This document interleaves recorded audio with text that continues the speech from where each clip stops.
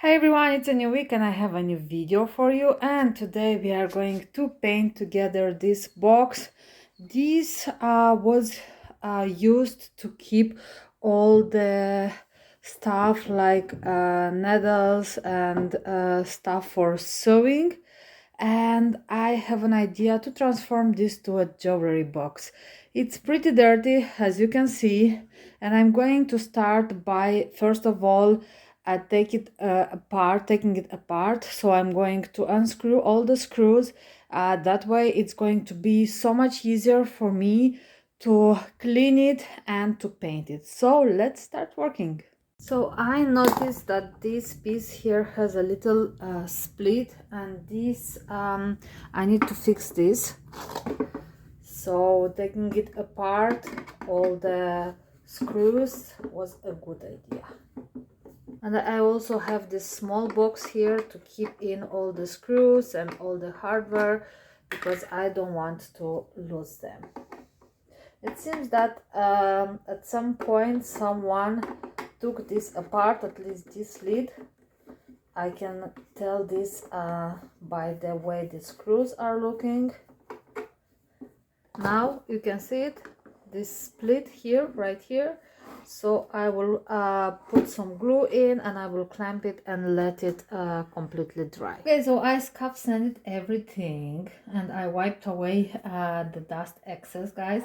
And now it's time to apply some primer. And the reason why I'm applying the primer is because there are two reasons actually. So first of all, this piece was pretty shiny, and during the scuff sanding I sanded through the original finish to the raw wood in some places, so I need to seal this. And the second reason is because I'm going to paint this piece in some lighter colors, and this is going to help me to get a better coverage.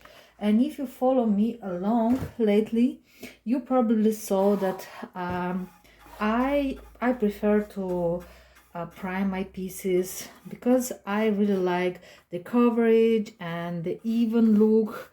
So yeah, it's not mandatory if you don't have any bleed through, or if you are not doing a transition from a very dark to a light color. And I'm also priming the inside because I'm going to paint the inside as well. So now it's finally time to paint. So I'm using Buttercream by Chalk Mineral Paint line by Dixie Belle, which is a nice creamy color like butter. I already applied the first coat here, and I once this was dry, I gently sanded the finish just to smooth it out a little bit with this sanding sponge. I have here 220 grit sandpaper. So guys, when you lightly sand, I mean it like really lightly, because you don't want to sand through and to remove your paint. You just want to smooth all this roughness of the chalk paint. So let's paint. I'm also wrapping my my brushes in between coats in a wrapping foil or whatever it's called. But if I'm done, or if I know that I will come back like in 1-2 days, then I would rather just directly wash my brushes. So I'm going to sprinkle a bit of water, and I'm starting on this project with the interiors because for the exterior I have another color.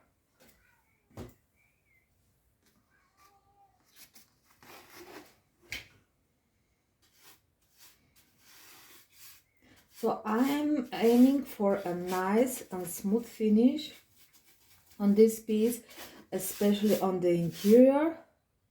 So I'm trying to apply my paint as nice and smooth as I can. But yeah, because this is a box and it's a pretty narrow space, sometimes it's not so easy to achieve that smoothness, but not impossible. You just need a bit more of passion and time. Anyway, if you are painting furniture, you should definitely first things first, enjoy the process. That's very important.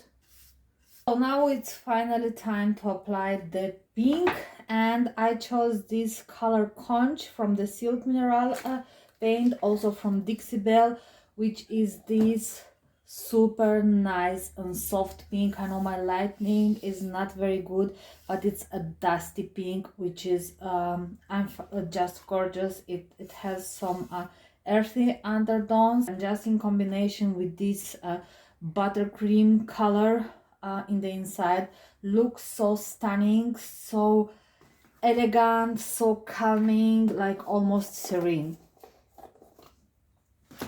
And I'm working, guys, with super small amounts of paint because I want to reduce any possible brush strokes. And as you can see, I already applied on some of the parts of this piece the first coat, and I also lightly sanded in between coats.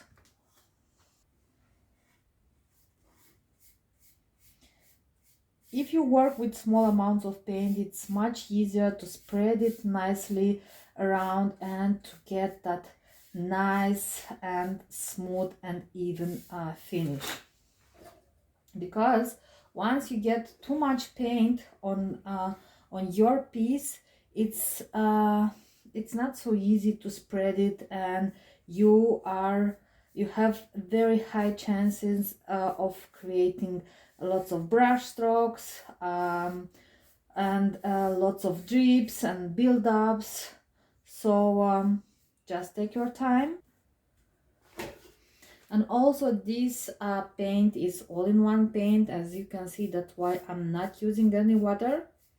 You can of course add like super small amounts of water if you feel like your paint is drying too fast, it's too warm outside. But with this line, it's not recommended to use any water. And I have here build up. So I'm taking a 220 grit sanding sponge and I'm removing any buildups. So I was saying that what I really like about this paint is it levels out just fantastic, and also it has a built-in top coat, so you don't have to top coat it, but of course you can if you want. I have here a very fine sanding pad, and I know I told you before, but when you are preparing your paint for top coating, you want to use a very fine sanding pad, and also not putting too much pressure, because we don't want to remove the paint. We only want to smooth any brush strokes and the porosity, the chalkiness of the chalk paint.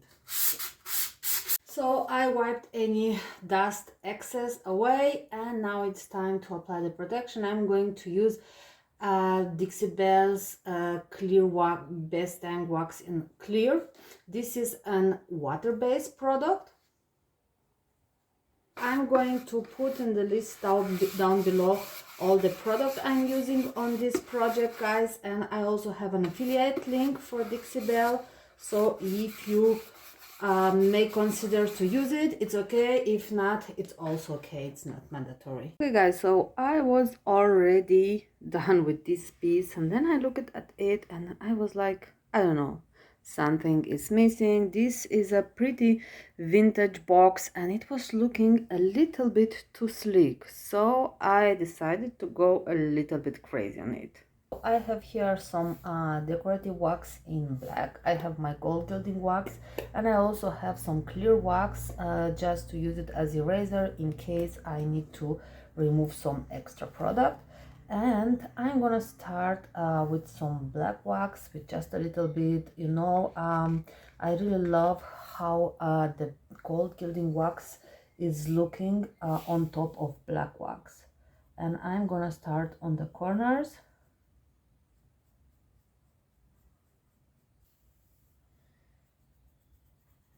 So start with very small amounts of decorative waxes. You can always add a little bit more, and if you don't like it, just grab some clear wax and remove what's extra. As easy as that. I'm gonna let this dry for just a little bit, and then because this wax is water-based, and if I'm gonna wipe away the excess now, it's going to remove everything.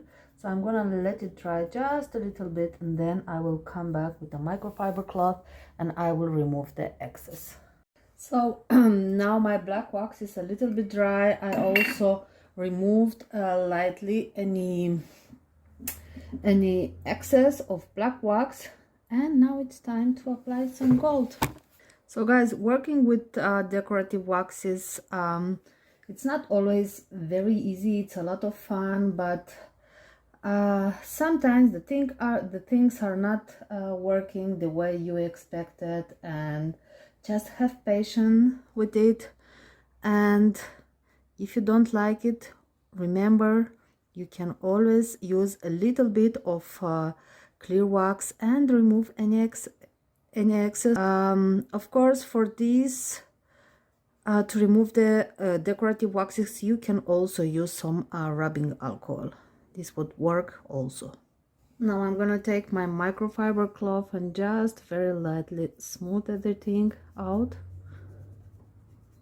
And we are done here. I love it. It's so beautiful, it's so elegant, it's so vintage.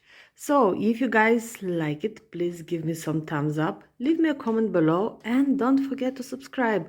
Thank you so much for watching, and I will catch you next time.